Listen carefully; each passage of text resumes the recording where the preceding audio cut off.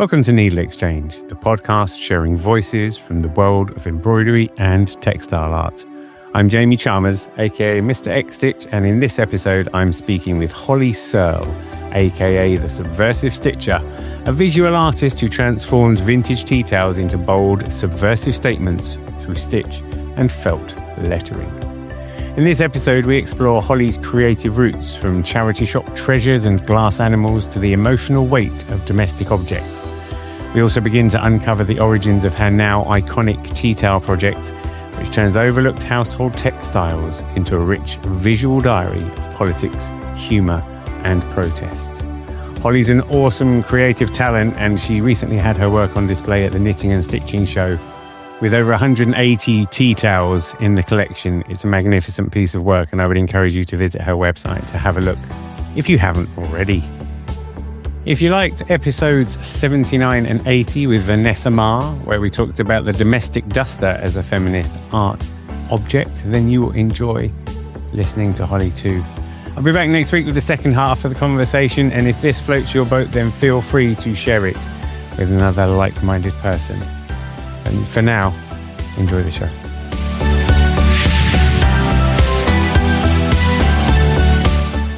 Let's talk about the owls, though. Let's start talking about the owls, because that's a great metaphor. Yeah. Tell me about owls and what you get up to with them.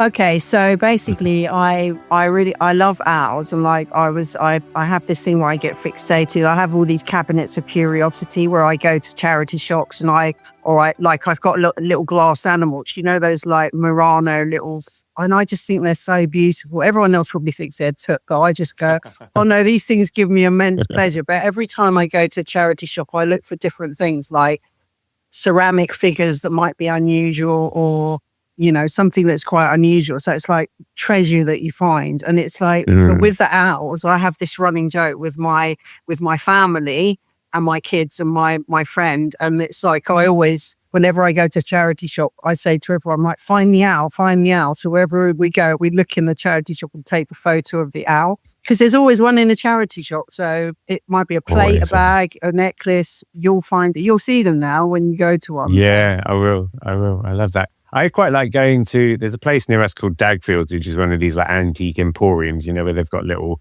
spaces that are kind of curated by different sellers, and they have certain specialisms and that. Yeah. And it's the same sort of thing. As I'm always fascinated. There's two things. One, I quite like to see if I can find something made out of seashells. And I've yet to buy a thing that's covered in seashells. But to me, something like an owl that's covered in seashells is my sweet spot, because it makes absolutely no sense whatsoever. Do you know what I mean? Owls being like the least seashorey bird. So I love a bit of that. And that thing of like when something is so bad that it's good. But I also, I sometimes look around these places and I think somewhere, and maybe it was like 100 years ago or 80 years ago, they must have suddenly worked out a sort of porcelain technique where they were like, we can make anything we like now. And so a lot of the time they did, didn't they? They made hundreds of ladies in fancy dresses and stuff, but every now and again there might be an otter pushing a wheelbarrow or something random. Yeah. I'm kind of fascinated. I wish I could understand how that came to be. I don't know what your take on all that is. Yeah, well, I remember I actually visited a museum up in Stoke-on-Trent to go and there was a lady who was there doing these demonstrations with the porcelain. She'd actually worked there as a girl when the industry had been up and running. And they used to have to make these little flowers, but they had to make so many an hour. And so she was just an expert. She just like rolled this rose and it was perfect, or this carnation or whatever it was.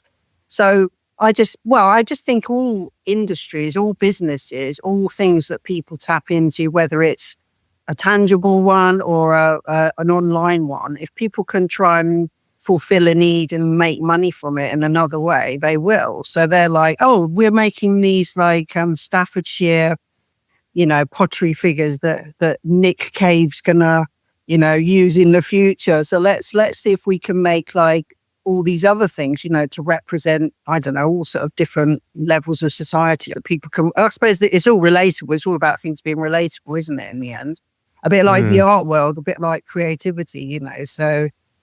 Yeah, I'm sort of struck though how time heals all wounds. But like an example that I was talking to someone about the other day is cars like the Austin Allegro and the Austin Marina and the Austin Princess, who when I was growing up, they were like big cars really ugly cars, like really ugly in the scheme of things. And yet somehow now, still not pretty cars, but you get that nostalgia for them, don't you? You get that thing where actually they're okay because they were of a time.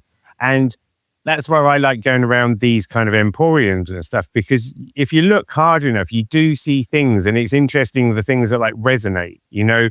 I like you said with owls, you know, not every owl is going to be, but every now and again there'll be that owl that hits some kind of sweet Venn diagram spot in your mind or whatever. I'm guessing, and partly because of the strength of your tea towel game, which we'll get onto later, but you've got a real eye for this kind of stuff.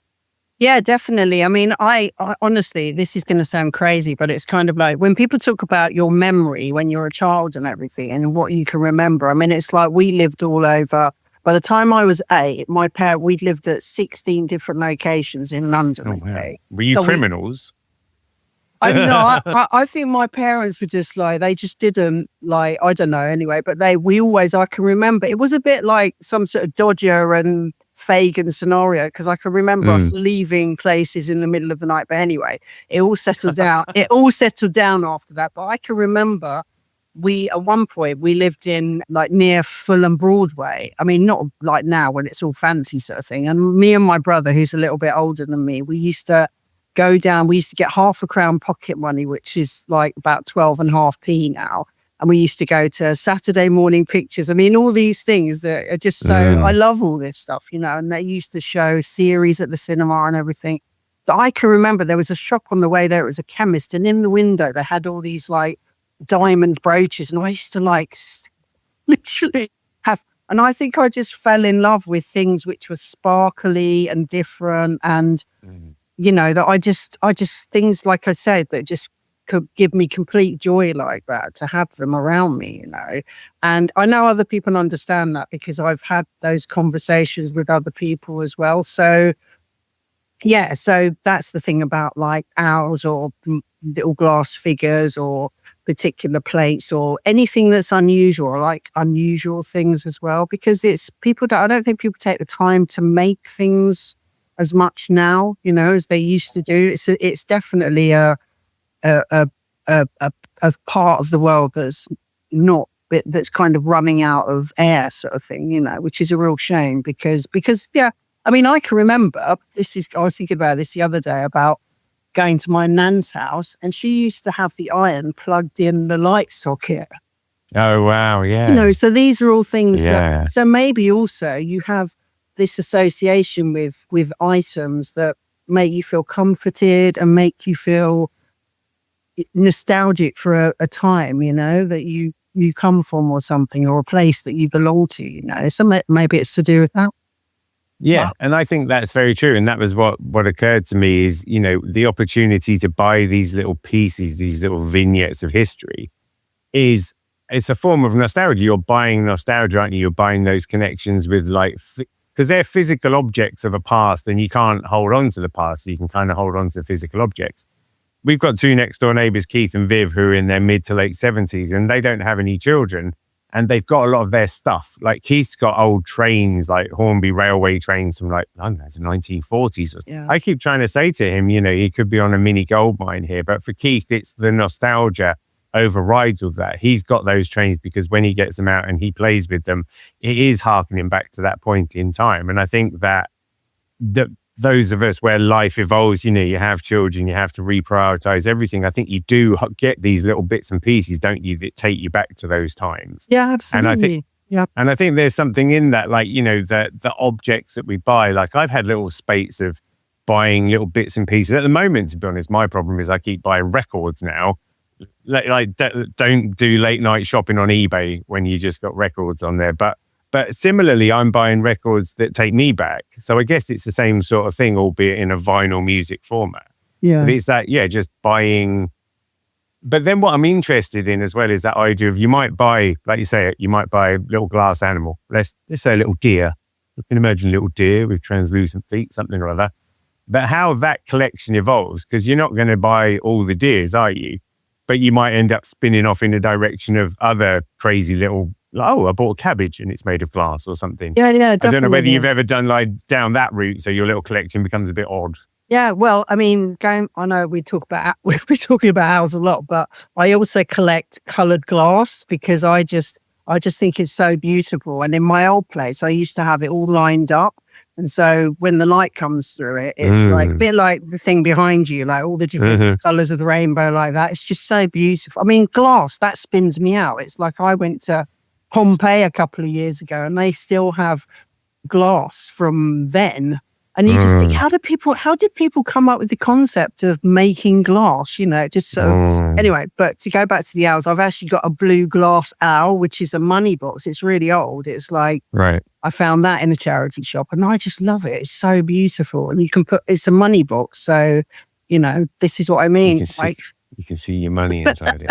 bonkers. Yeah, and even things like marbles. I remember watching a video of how marbles were made and being Beautiful, genuinely yeah. mind blown about that. Yeah. Yeah, it really is. And I think that's the thing, isn't it? To the point you made earlier, all of this stuff was made, and it was made at a time when you couldn't get instant feedback on the quality of your products, and you couldn't adjust your production modules to suit algorithmic sales patterns and all that sort of stuff. So I guess they just made any old stuff, because if you throw enough stuff at a thing, some of it will stick. And so that's when you do get these weird little oddities, don't you? And I just think, yeah, it's fascinating to me because I live near Stoke, because I live in Crewe, which is just down the road from Stoke. And then what's been lovely is we've been here 5 years now, and every other year they have the ceramics biennial in Stoke. Okay, yeah. They've got, it's so beautiful, the things they have there.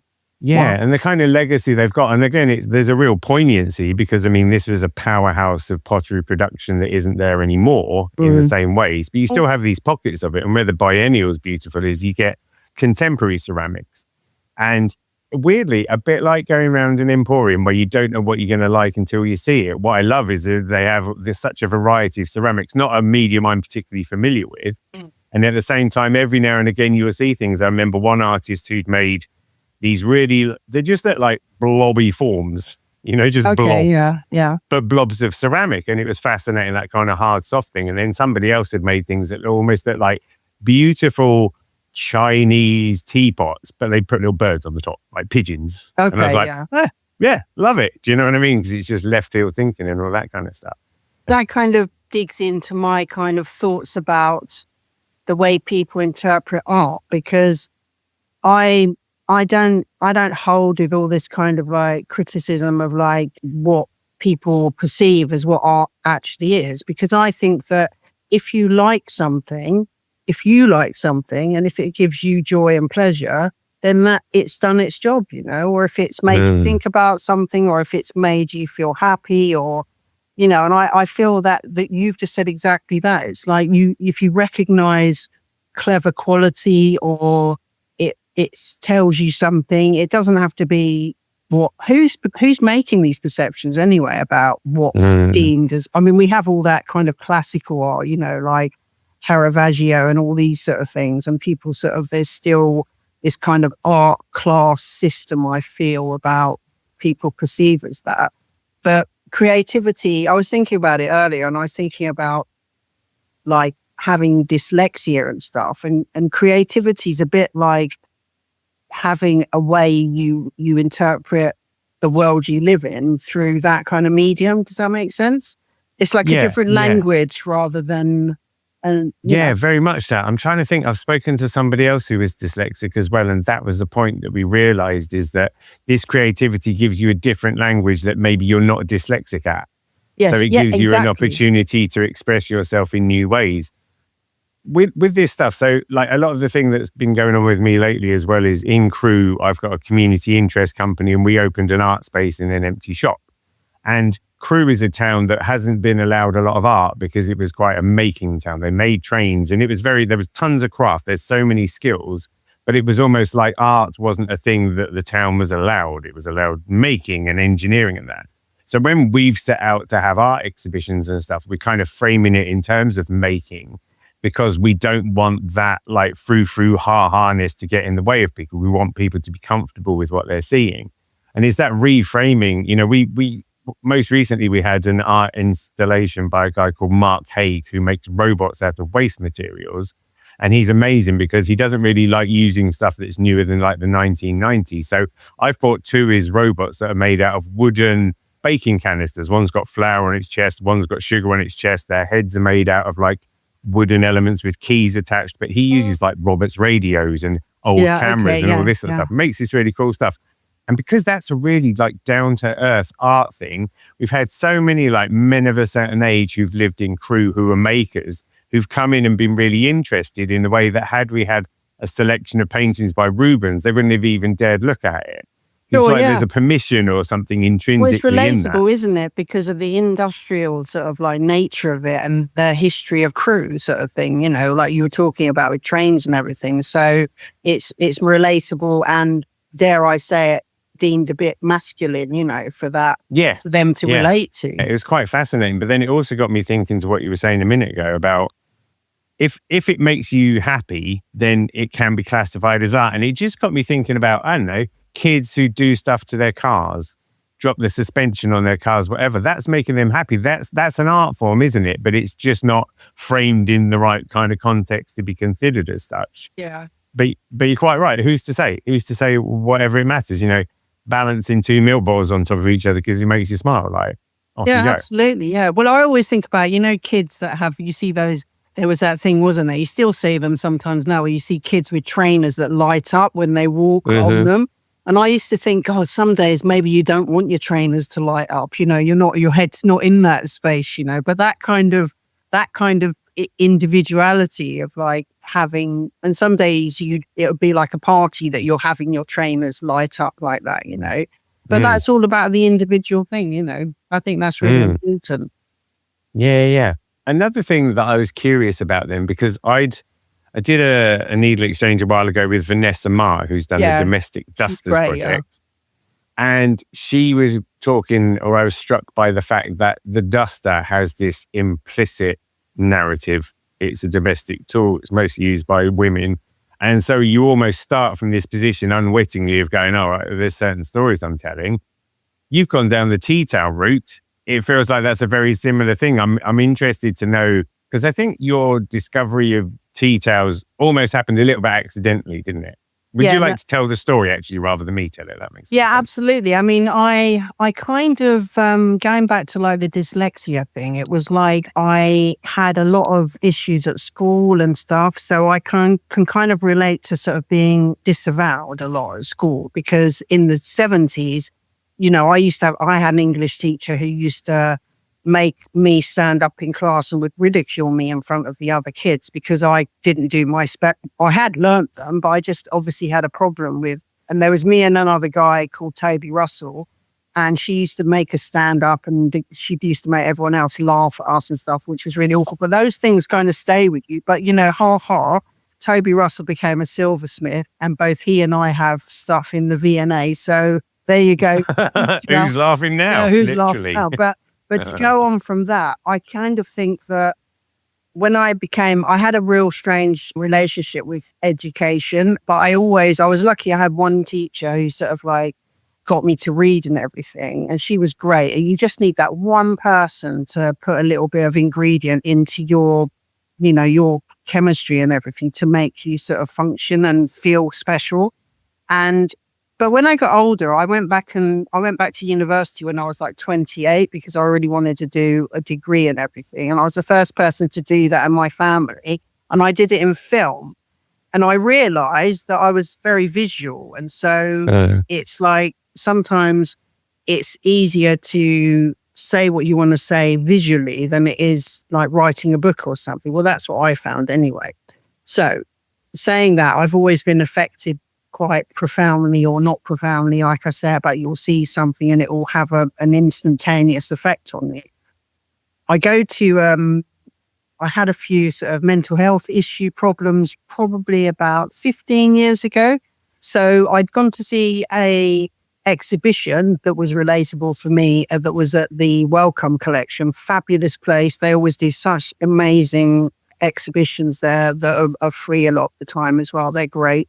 And it was to do with Bedlam and like mental asylums, and part of that exhibition was dealing with items that people had made during incarceration. And I saw these two samplers by a lady called Mary Frances Heaton, who'd been because she was, she's relatable for me because of the mental health aspect, but also because she'd been a woman on her own struggling to support her family, like a lot of women in history, like Mary Anning, for example, to support her family.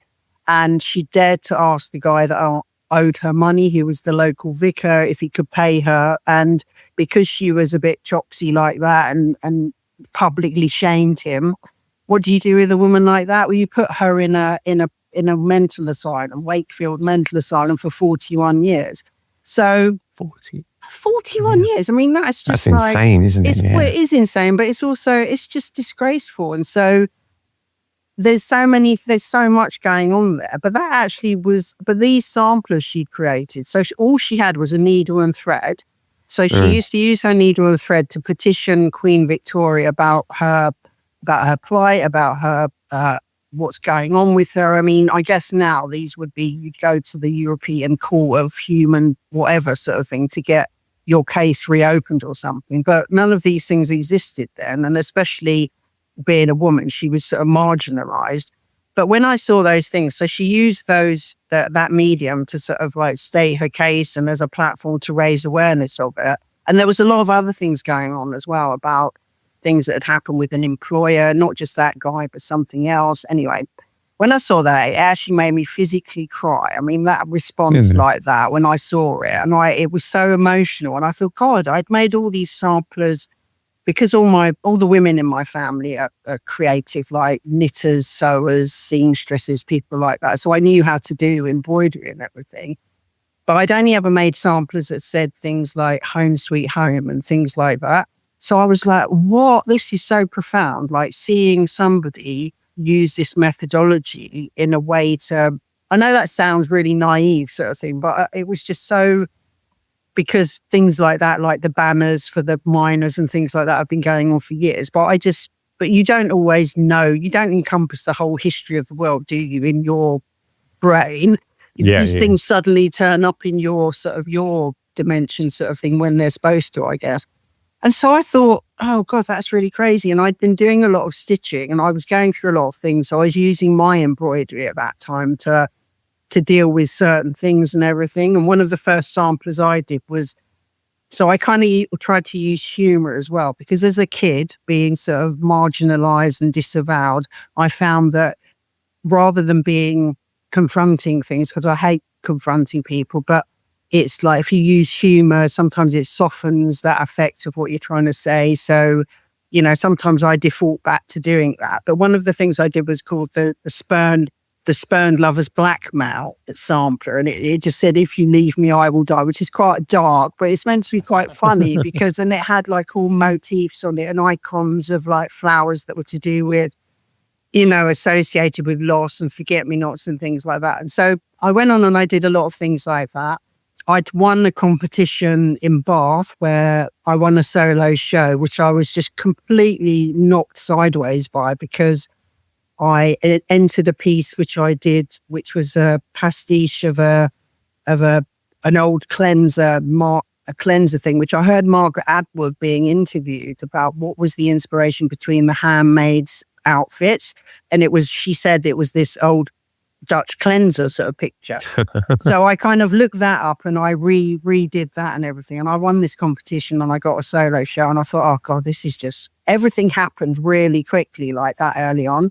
But when we got to lockdown, my muse, probably like everyone else's, just went, right, see ya, I'm going into survival mode with everyone else, because all the things that I'd ever been inspired by, chatting to someone, listening to a radio show, I don't know, seeing something on the telly, everything was just COVID. And were we going to die? We were going to have a zombie apocalypse. I can't drive or run, so I won't be surviving.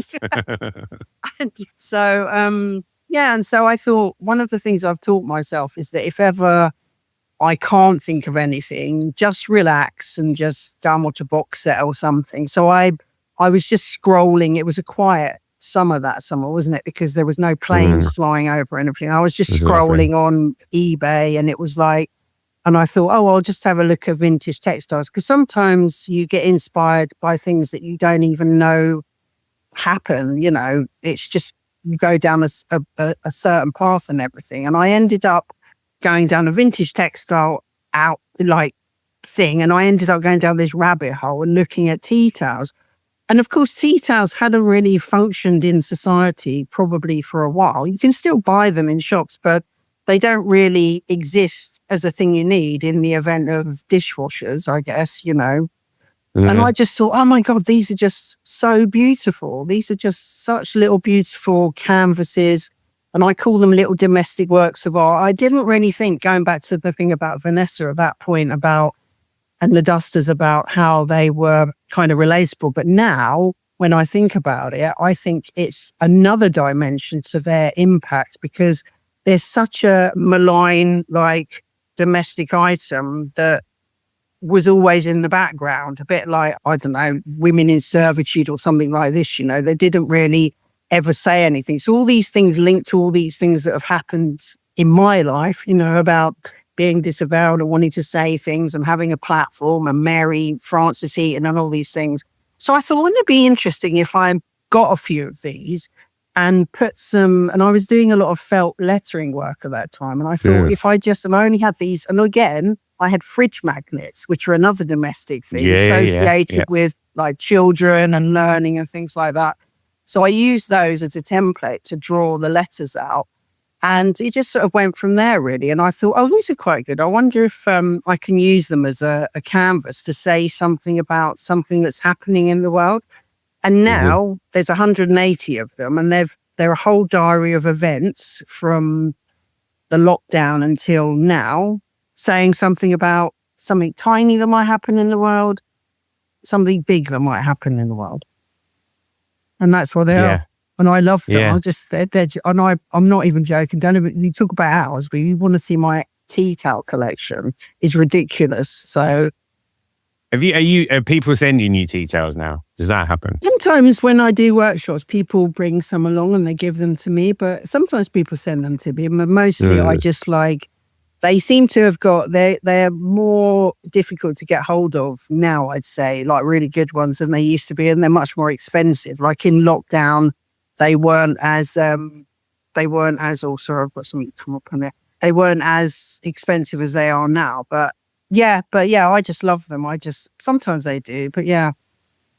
There's a lot to unpack here. So first of all, I agree. One of the things I love about the tea towels that you choose is the work that's gone into them. And to that thing we were saying ages ago about I may as well make a cabbage out of porcelain, it's fascinating to see, like, I don't know, we want to upgrade our tea towels. We've got a caravan. We're trying to make tiny improvements to it. And my wife wants to lean into that mid-century taste that we've got. But trying to find really interesting tea towels is a challenge, because everything's a bit like, bit bland, because people just go, they're just tea towels just for drying up. And what I love is that clearly you've got 180 examples of where people have gone, no, like you said, these are mini masterpieces. There's this real opportunity for what must have been a small sector of productivity to create illustrations and print, and sometimes they're adverts and sometimes they're commemorative, but to really like put some effort into these things that then you would dry your plates with. Do you have much of an insight into how they were made, when they were made, what the sort of trends were? Have you unpicked that? Pardon the pun. Yeah, I mean, it's, the expression tea towels comes from, like, if you think about your Eichel type, like Downton Abbey type setup. So you would have had a lot of like in-house ceramics, which were going back to Stoke and everything, that were produced with maybe the insignia of that particular family that lived there. And likewise, you would have had pieces of cloth which were, you know, embroidered or something that would have been, and when tea for ladies was like very, you know, the thing to do, you would have had a cloth that you would have folded over, a bit like, what do you call those things to keep your tea warm? But anyway, but that would have been on, that would have been like on a the tea cozy. Yeah, like a tea cozy. But and then you would have had the tea towel. It would have been called a tea towel because it would have been over the teapot to keep it warm. But then in the event of the Industrial Revolution, you then have, I guess, another way to sort of like, to sell another product. And it's like, I always think about, and so that's what happens. So you have all of these like people taking opportunities to produce. And also I think about like post-war Britain, when in the 50s, you start getting all these really beautiful sort of like, when you think about that Dior new look and everything, these really big color bursts on tea towels and everything. And then in the 60s, it becomes another way of like people advertising things or promoting things they might have. And then I always think about that Star Wars moment when now you get tie-ins and things advertised on pretty much anything, but things were very limited pre then and just after that. I've got a tea towel that has Kojak on it. I'm not kidding you. Oh, amazing. Now, Kojak is like a 1970s Who Loved You, cop Baby? show. Yeah. And it says the Lollipop Cop on it. And it's like one of my favorite tea towels that I found. But it's kind of like you think, why on earth would the manufacturer or the production company decide to put Telly Savalas as Kojak on a tea towel? And you think, well, I guess back then the products available to share with people would have been limited. And that's quite endearing as well, because it tells you a lot about our social history, about what we needed. Like, because I just think we have too much stuff now, we just have so much stuff. It's ridiculous, So, yeah. I was going to say, it's fascinating to think that somewhere down the line, someone must have gone tea towels, Kojak, daytime telly, American women or English women, isn't it? They must have seen that as an obvious like marketing ploy or something. I love it. I'd love it if there was a Knight Rider t-shirt, tea towel. I swear to God, there probably is one. There probably is, isn't there? I found one with Diddy, David Hamilton and Tony Blackburn on, and I really wanted to buy them, but they were so expensive, and I was just like, but that's what I mean. These must be things which were limited run production pieces that they gave away, or I don't know, but really interesting. Yeah. Yeah, I mean, at least you're not drying your tea towel, like your dishes with them, because you feel like that would be sacrilege for products of that kind of era now.